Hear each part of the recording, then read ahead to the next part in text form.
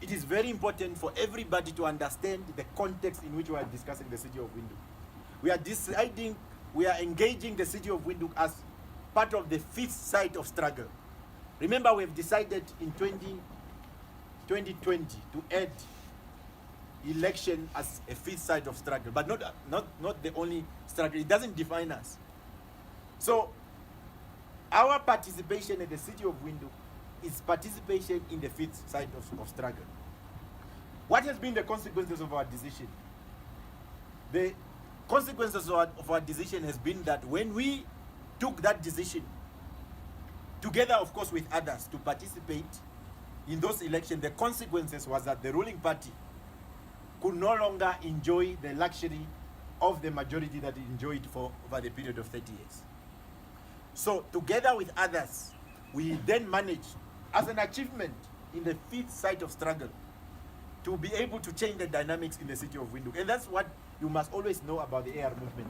When we take tactical decisions, we always take those tactical decisions with a view to check, now, if we take this decision, how does it contribute to our strategic objective as a movement? How does it contribute to our identity? Okay? So before we even talk about coalition or anything, the fundamental achievement of our decision in 2020 to add the fifth site of struggle has been that we were now able to bring about changes in the City of Windhoek because of that strategic decision. Obviously, nobody got 50+1. What it meant on a large scale, for the first time in the history of our country, what it meant is that people now need to talk to one another, which is something that we appreciate. We now needed to engage one another whether we like each other or not. So that is why when we engage, one of the things that we did first, we wrote letters. One of the first things that we did when no one could get 50+1, we wrote letters to all political parties except the ruling party to say this is what has happened as an outcome of an election. We are willing to engage. We wrote letters to everybody, including the LPM, to say that, and we also followed up with a telephonic phone call to say that, look, we understand the dynamics. As the AR movement, our position is that we are prepared to engage with whoever. When we then engage with whoever, the meeting was, then the IPC established contact. They wanted to engage with, we thought we are now preparing to engage with the IPC, and then we'll go and engage with anybody else, you know, like how we've communicated. Just for us to come in the IPC headquarters, and then we see that others have also been invited to the same meeting without us knowing. So we had a fundamental problem. What's going on here? We wrote to you, we wanted to engage, but we did not know that everybody else is here. But we thought already there that this is not about us. We don't like the approach. We may not like the actors, but the residents of Windhoek require of us to engage one another. So we then decided anyway just to go ahead with the conversation and see what is it that we are able to get in that specific context. So already from the beginning, we wanted to work with everybody. Yeah. We actually wrote letters to, and those things are there as a matter of record. We initiated to have conversation with everybody because we believe that we need to demonstrate that an alternative could also be able to work. You know the outcome of that. People were elected. I was now given that responsibility as mayor of Windhoek. And I must just say, it was a very difficult thing to do because now I found myself, and also that burden that was on the AR movement, to say that no matter how I felt about certain members of the coalition, because I'm now as mayor, I could not engage into some sort of bilateral confrontation because it was not, we would not have achieved anything. So we have to accept all the nonsense that we could, and we will go in detail to some of them that we have to accept. We have to to tolerate, and perhaps that's one of the biggest lessons that we learn. We have to tolerate almost everything. You speak to a person at 10 o'clock, 5 minutes after 10, the person have changed their opinion. Then you said, okay, fine. Then 6 minutes later, the person revert back to the original position again. But you have to stomach that, because if we would have decided as the AR movement that we are going to be fighting and confronting everybody, Julia, if we are going to be fighting and confronting everybody at that specific moment, it was going to become very, very, very problematic. So it was an unstable period, and there are specific people who made sure that the coalition is not stable, but we remain on course. We eventually signed that agreement in August. We eventually signed this coalition agreement somewhere in August, because it's just push and pull and things like that. So we eventually signed that agreement, and we did not sign that agreement because we were coerced by anybody. It's because we made a significant contribution. In fact, we even asked that there must be an anti-corruption. The coalition must take a zero tolerance on corruption as part of the revised agreement. It wasn't the original coalition agreement, because we believe that this is what we need to be able to do. That also remains our position, that we have signed that coalition agreement. You hear a lot of people talking about mayor and all those things. When we signed that agreement, we knew that we were given an assignment for 1 year. The agreement speaks about the positions of mayors and so and so and so and so are going to be rotated on an annual basis. That's why we are in those engagements. So the story is that some people are busy spreading and calculating that we want Job out. Who told you we want you as a chairperson of management committee? And you have been very chaotic. The city couldn't function properly because weak leadership and people who couldn't even take decisive decisions. So who is going to be where and how? Those are the discussion of the coalition in terms of a coalition agreement. So you should not go to the riverbeds and start negotiating coalition agreements. You must come to the table and be brave enough and state and articulate your position. Don't get sympathy from the media. Don't get sympathy from people at the old age homes. Articulate your position. Articulate your position, defend your position, convince others why people must accept your position. So when you just go there and articulate and say we are having a meeting to discuss one individual, how can you have a meeting to discuss one individual? People who are 70, 60-year-old just discussing a young person who's old enough to be their grandchild. You are meeting, having 7 hours just to discuss. That's not our approach. Our approach is to say we have signed an agreement, we are committed to that agreement, and the agreement has specific terms. That's why we even decided to say, look, we know what you have written. Let's account to the residents. In terms of Section 11 of the Local Authority Act, the mayor is accountable to the inhabitants of Windhoek. That's what it says in Section 11, subsection 5, I think D. The mayor is accountable to the residents, to the inhabitants of that particular local authority. So we accounted as mayor. I accounted to the inhabitants of Windhoek in terms of what is it that we have done in the city of Windhoek, and wrote there indicating that next month, which is December, the city of Windhoek is going to elect a new mayor, new deputy mayor, new members of management committee. That is our position. So we don't understand why people are speculating. That's why we are communicating to the activists to say, we thank the young men and women of the Red Star. That's what, if you go and read that original article of it, which is circulated, we thank the young men and women of the Red Star, we thank the progressive forces, we thank the fellow councillor, we thank the employees, and we use the Spanish term called adios, presidente. When you use that term, what do you mean? You are saying, thank you very much, and this is what we have done. Let's debate about the legacy. Fidel Castro says history will always absorb us. We did what we could, given the circumstances, and we are proud of the work that we have done. Everybody is now talking about Windhoek, and it's very important, that moral and formidable leadership. So the affairs of Windhoek are not discussed at Government Park. In the past, a decision will be taken at State House and it will be implemented in the chambers. In fact, there will be a directive from the minister, and it will not even come to council. It will be implemented. Like the free water there that the city of Windhoek now, every month we account about 10 million of free water that are just sending there as Arambe water. People who are doing construction, they take their buckets and get the free water in order to go and build their construction site because of a directive.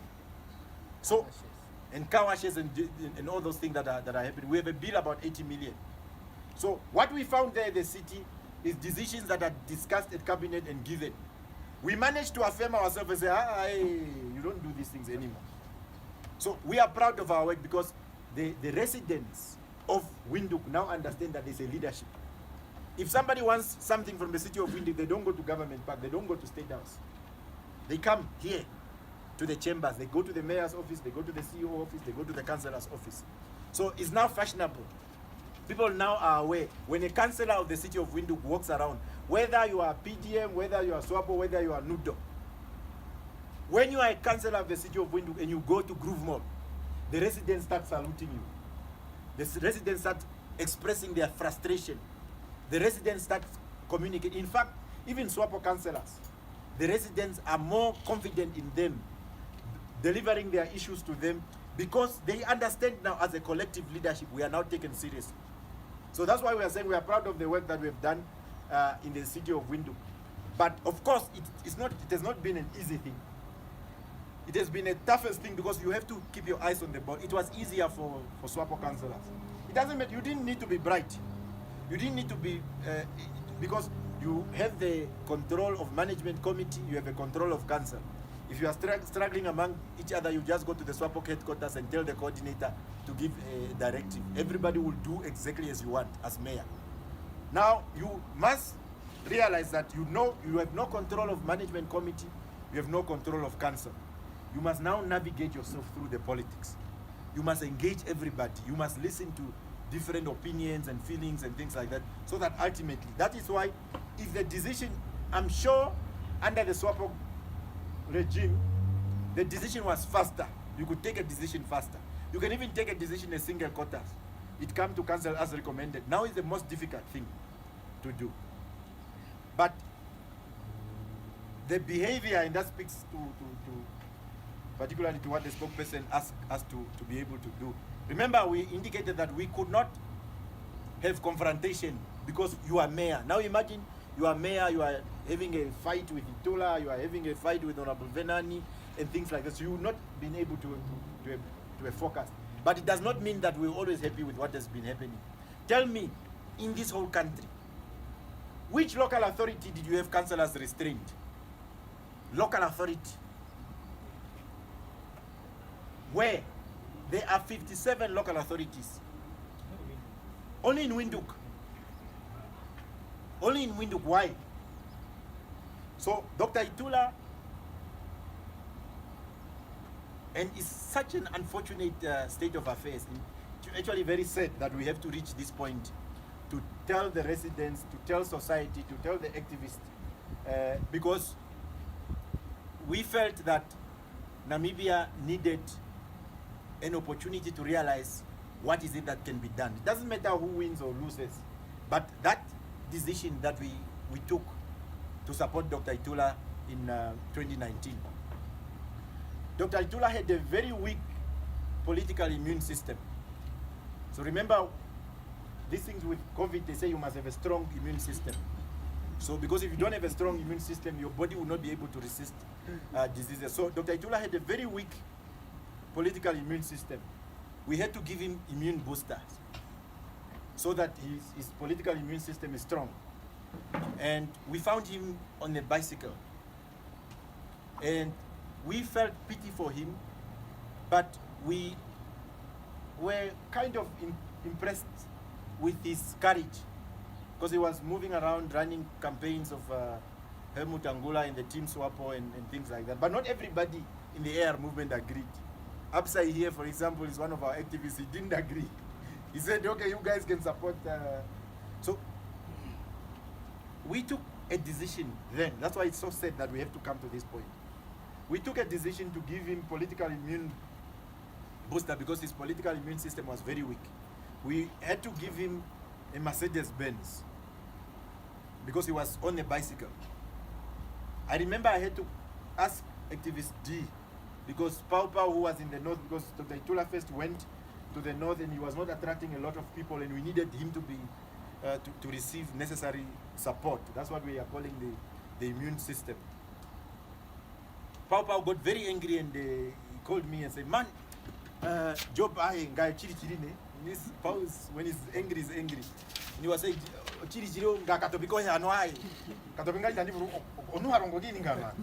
I itandi furu kusapoto kasamani ono and no Pau, please man, is continue man, just relax. So we had to send D to go to the north and reinforce, to run programs and convince, because we literally thought, at least for somebody who have courage to stand up, yeah, we don't have to analyze, overanalyze. We wanted just to say that it is okay to stand up. There is nothing wrong with standing up. Yeah, it is okay to be independent. Yeah, so we needed to, because remember already in June, Angelina had stood in Ondangwa as the first female independent candidate. So we needed to really just assist in that specific process. But he always had a problem, because he understood one of the fundamental problems that he understood that the underlying machinery that supported him is our machinery. The carpet that is working on, of course, is our carpet. We are not saying these things out of arrogance. We are saying this thing that it's really sad for some of us that we have to come to this point and really speak about his conduct. But the objective facts are there. Nowhere have this Dr. Itula restrained councillor but at the City of Windhoek. Because when he realized that because remember in the negotiation they came there to say they want to have mayor, they want to have chairperson of management committee, the rest of us must just be there supporting. We said no. With other colleagues in the coalition, we said no, it doesn't work like that. So it has been really tough. It's not that we could not confront. These people are saying, yeah, why are you doing all this? Because if I as mayor would have to focus on Dr. Itula every time, it would have been a serious problem. That's why our head of legal said, no, colleagues, when we analyze these things objectively, let's put the anti-corruption in the coalition. Because Dr. Itula, for instance, he was saying there's a white guy in Swakop Mun who's willing to become a CEO to volunteer without a salary. But we're also saying, but can we sacrifice ourselves just because people want to have certain political objectives? So we could not respond to those things because we wanted to stabilize the city, and we don't regret not responding, because you sometimes need to just tolerate a lot of things, because if the councillors are not restrained, then there is some directive to say on this issue. I remember we had to meet the minister in Ochiwarongo for the induction, and we went with IPC councillors. The minister was coming to see us. We needed to speak about the fire brigade. Councillor Amupanda at the time, because he was a strategic executive, there was this matter that he needed to go and raise with the minister. Dr. Itula gave them a directive. So Amupanda had to plead with me, please ask the minister this thing. Because they were restrained that they cannot participate in a meeting with the minister. Amupanda had to come and give me those. It's actually the Fire Brigade Act, because the Fire Brigade Act requires it requires that government must actually fund the fire brigade. The fire brigade and the emergency services in total cost the city about 500 million. So it is a very serious developmental issue, and Amupanda wanted to articulate those issues because he was at that meeting at State House. But Itula restrained him. So I had now I couldn't go to public and complain. We just said, okay, let's stomach that and continue. He couldn't attend. So councillors of IPC are the most traumatized at the City of Windhoek, because now on every agenda point they will have papers that are typed.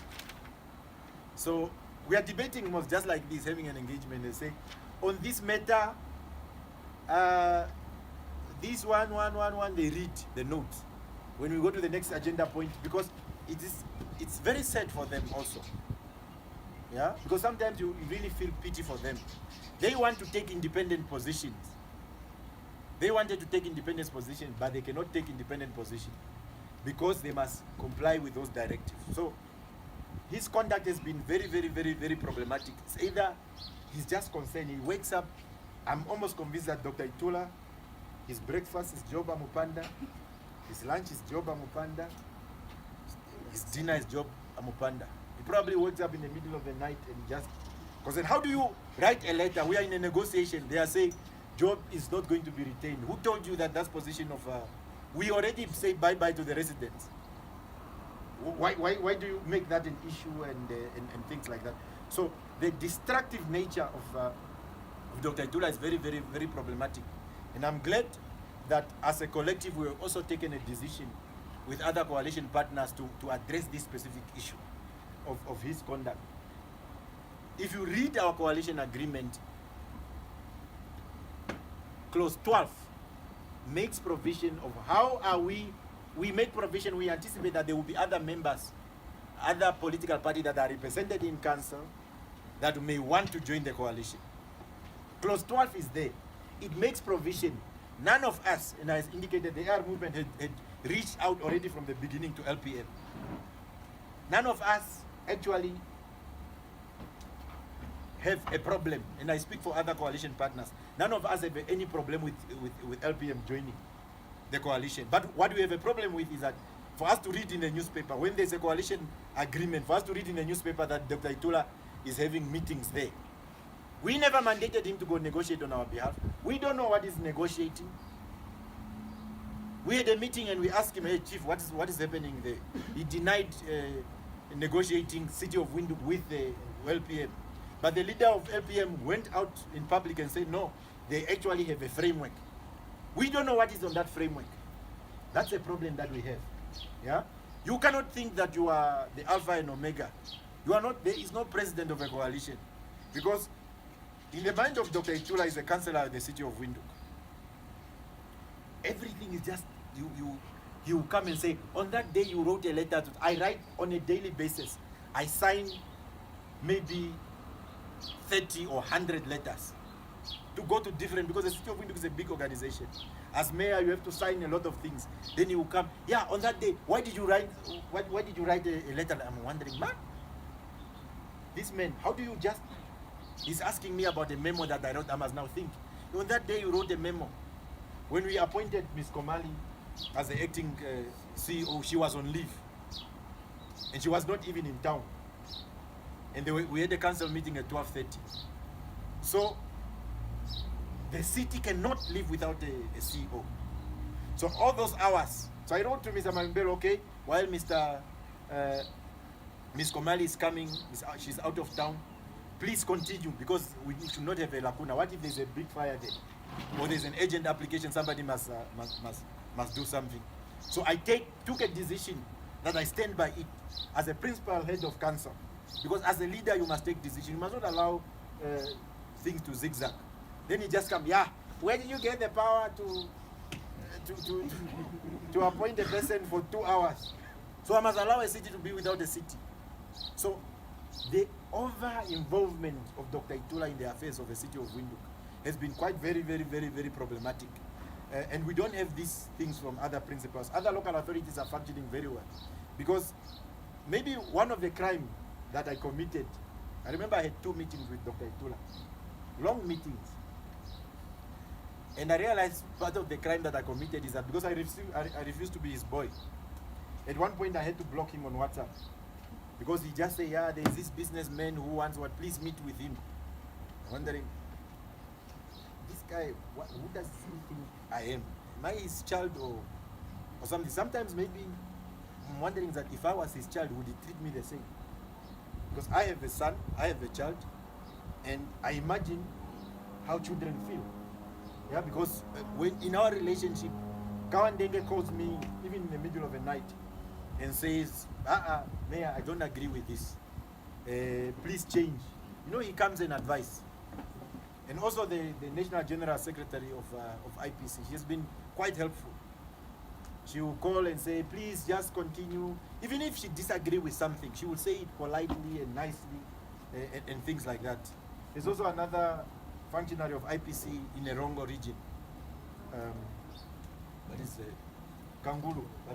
Kangulu, Aloysius, eh? Aloysius Kangulu. Yeah, he's quite a sober man, quite a mature man. Even sometimes when you want to fight, and he said, please, man, let's think of the bigger picture, let's think of the country.